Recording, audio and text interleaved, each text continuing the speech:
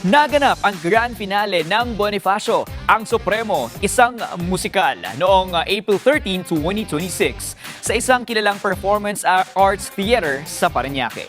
Bagamat nagsara na ang mga kortina, nananatili naman ang matinding damdamin at mensaheng hatid ng produksyon sa mga manonood na nakasaksi sa makabuluhang pagganap ng Philstagers Foundation. Umiikot ang dula sa matapang na buhay ni Andres Bonifacio, ang bayaning tinaguriang ama ng Rebolusyong Pilipino. Isinulat at idinirect ito ni Attorney Vince Tañada na siya ring gumanap bilang Bonifacio. Ayon sa kanya, idol ko si Bonifacio noon pa eh. Lagi akong paatake. Kaya sabi ko, napaka-Bonifacio ko. I know his sacrifices. We need Bonifacio, most especially now that we are facing a lot of adversities in the country. Hindi lingid sa kalaman ninyong lahat na ang reorganisasyong ito ay sinagawa sapagkat tayo'y hayag na sa ating mga kalaban. Ang gulo sa Maynila ang nagtulak sa atin upang mas palakasin ang katipunan. kasama rin sa produksyon ang Star Cara member na si Kanisha Santos na gumanap bilang Hilaria Aguinaldo. Pinatunayan niyang kaya niyang makipagsabayan sa mga batikang aktor sa entablado. Si Hilaria, tinuruan ako na mas maging konsensya sa lahat ng bagay.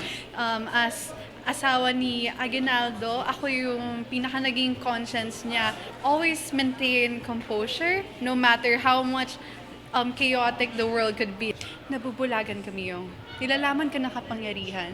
Hindi pang habang buhay ang poder, hindi magtatagal ay maglalaon ang lakas na pinahiram namin. Isa rin sa mga inaabangan na aktor si John Ray Rivas na gumanap bilang Emilio Jacinto at nagsilbing alternate bilang Andres Bonifacio.